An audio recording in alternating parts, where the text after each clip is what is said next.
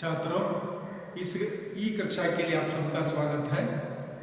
आज की कक्षा में हम लोग प्रेमचंद की कहानी दूध का दाम इसकी शुरुआत कर लेंगे।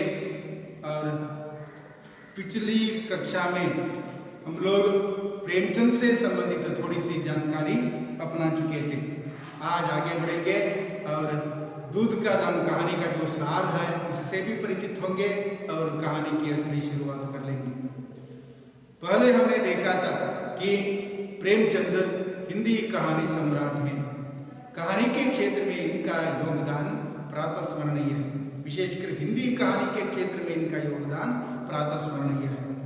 हमने देखा कि इनकी कहानियों को मानस सरोवर के 8 भागों में संकलित किया गया है और मानस सरोवर के 8 भाग हैं। सप्त सरोज है आदि। वे आरंभ में उर्दू में लिखते थे, बाद में हिंदी में आए। हिंदी में आके सैकड़ों कहानियों की रचना कर चुके। 330 से भी ज्यादा इनकी कहानियां हैं। इन कहानियों को देखकर, कहानियों को ध्यान से पढ़कर, परिचित होकर हम देख सकते हैं, बता सकते हैं, घोषणा कर सकते हैं वे हिंदी कहानी जगत के सम्राट हैं। और उपन्यास की दृष्टि में भी देखें तो वे बहुत बड़े उपन्यासकार हैं। उनसे कारंत जी प्रभावित हुए थे और कारंत जी प्रभावित हो के दलित समस्याओं के प्रतिनिधि उपन्यास के रूप में चोमन दुड़ी की रचना शिवराम कारंत जी ने की थी। और इसके पीछे प्रेमचंद का प्रभाव उन पर दिखाई पड़ता है। प्रेमचंद ने गोदान नामक जो उपन्यास की रचना, जो उनका अंतिम उपन्यास है, उपन्यास की रचना की थी, जो कृषक समस्याओं का प्रतिनिधि उपन्यास है।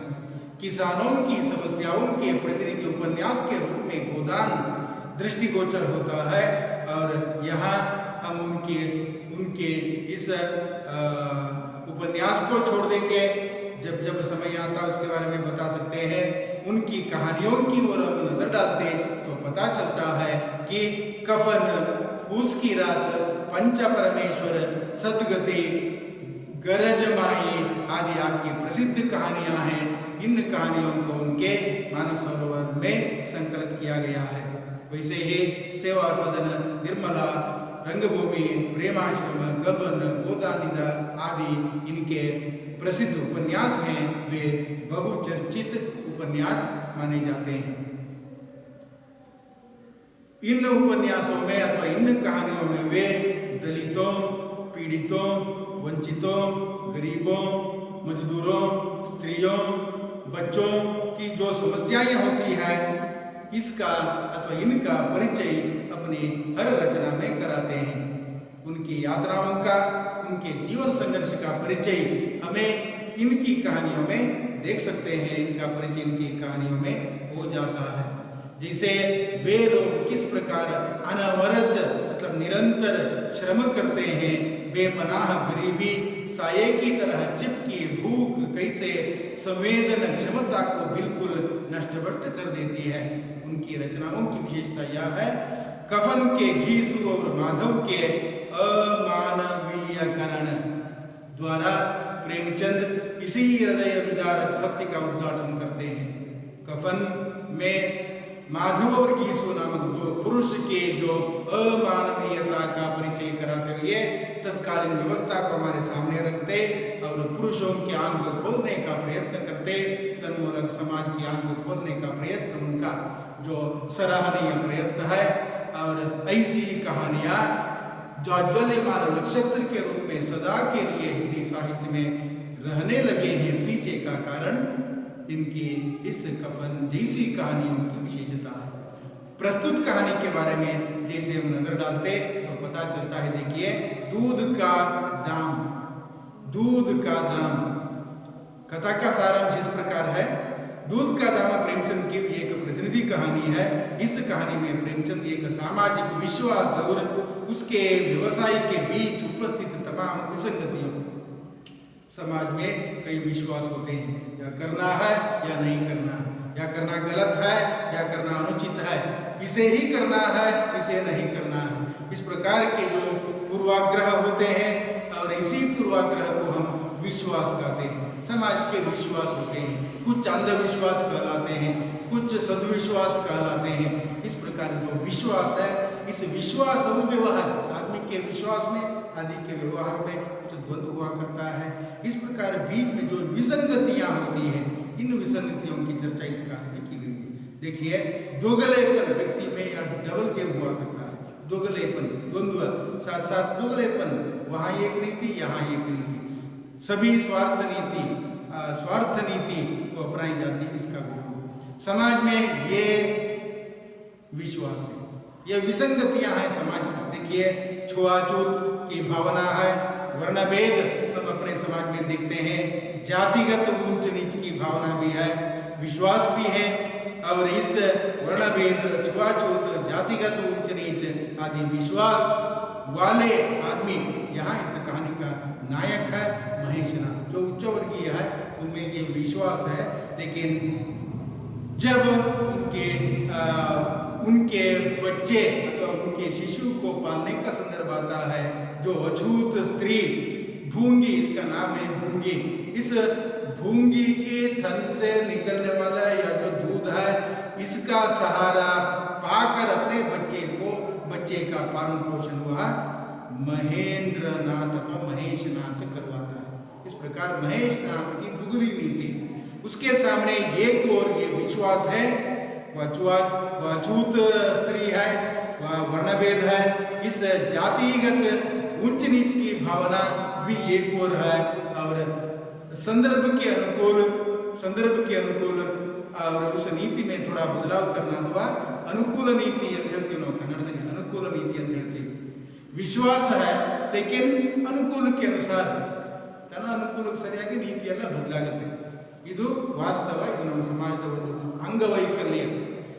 इस प्रकार सामाजिक जो अंगवैकल्य है, विसंगतियां है, छुआछूत है, वर्णभेद है, जातिगत ऊंच नीच है, इन सब का वे विरोध करते, सबकी आंख खुलवाने का प्रयत्न करते। इसलिए उनकी कहानियां आज भी अमर हैं, कल भी अमर रहेंगी।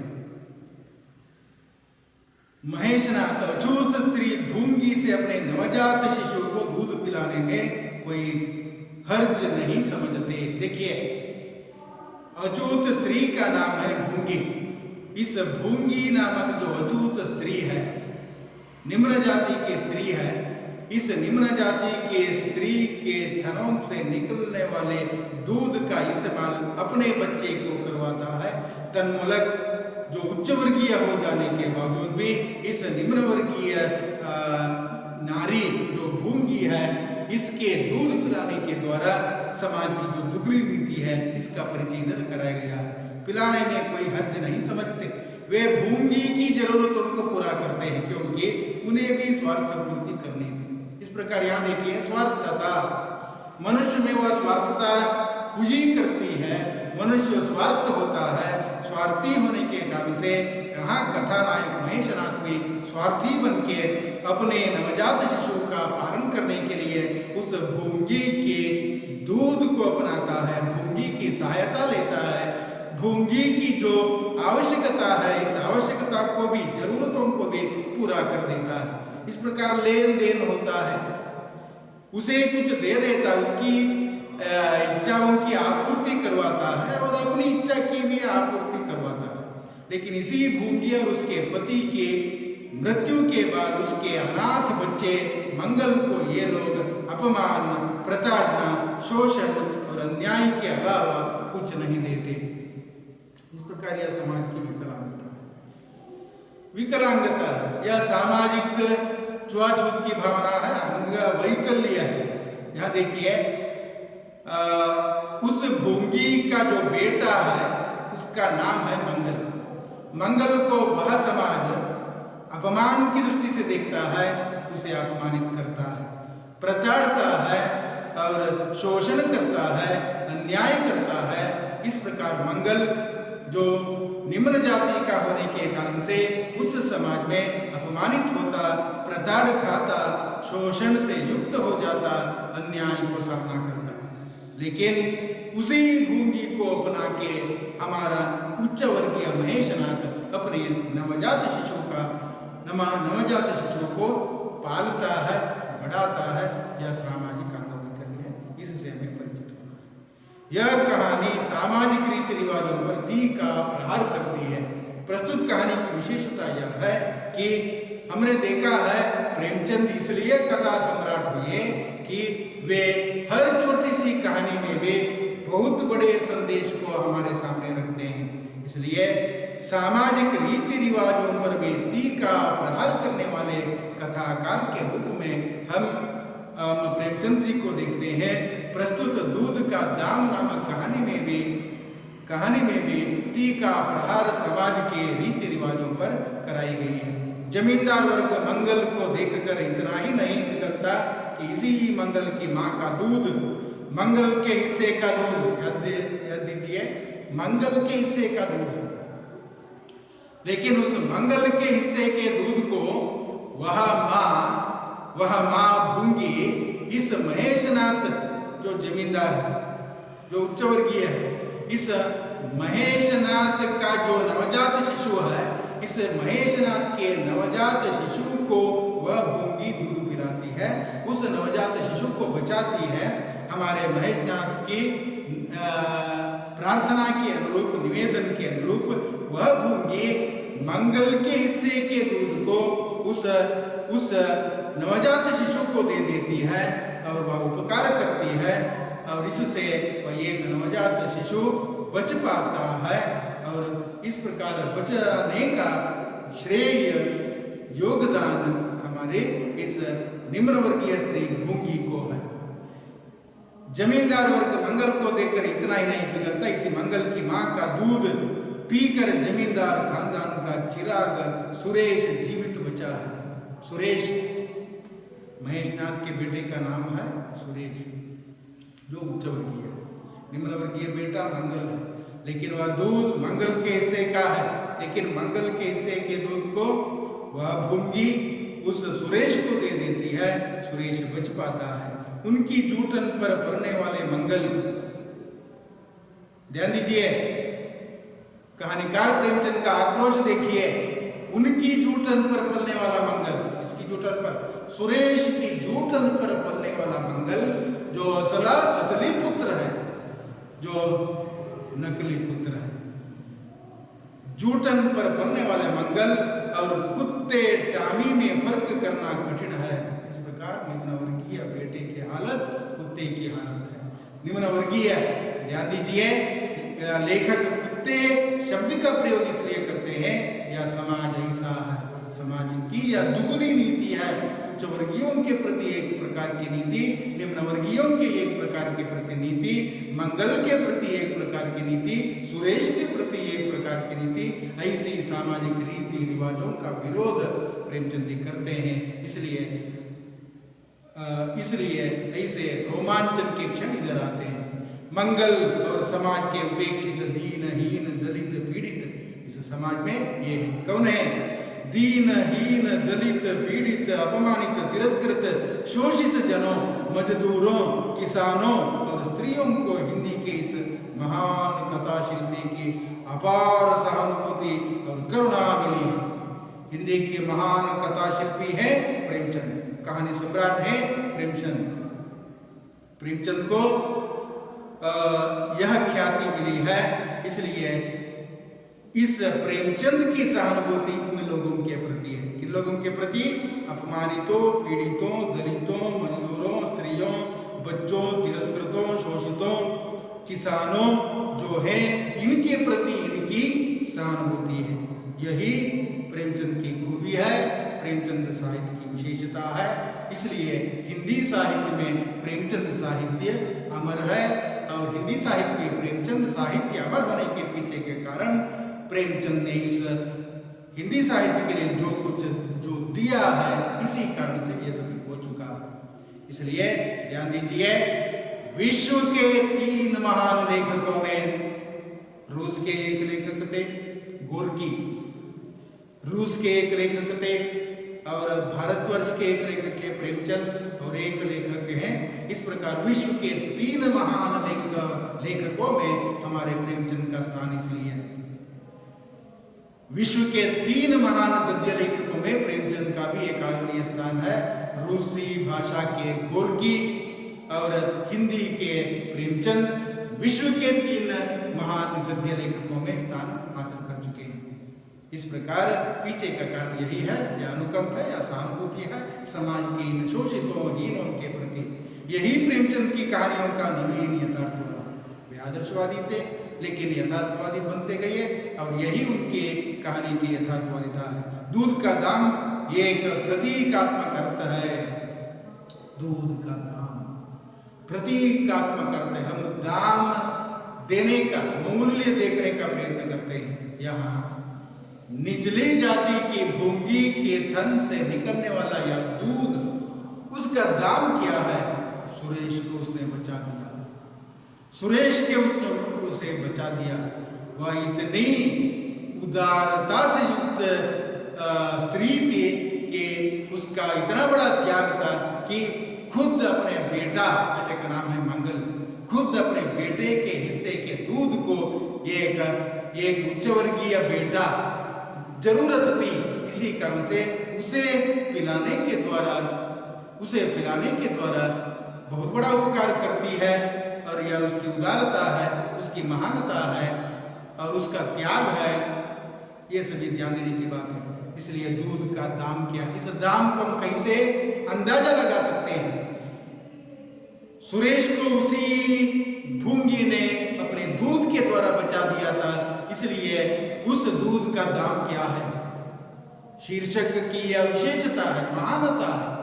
यदि आप इस ओर सोचते कि मां के दूध का दाम क्या होता है, वहां सुरेश की मां नहीं है, इसलिए नवजात शिशु को बचाना था। नवजात शिशु को बचाने के लिए महेशनाथ ने परिस्थितिवश इस भूंगी से निवेदन करता है। भूंगी अपना दूध पिलाने के लिए तैयार हो जाती है।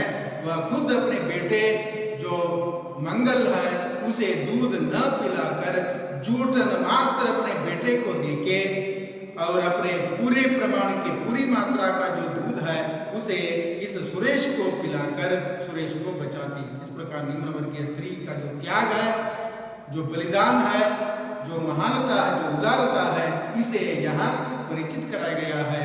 इसलिए जाति पाति की भावना का विरोध प्रेमचंद अपनी इस छोटी सी कहानी के माध्यम से कराते हैं, परिचय कराते हैं।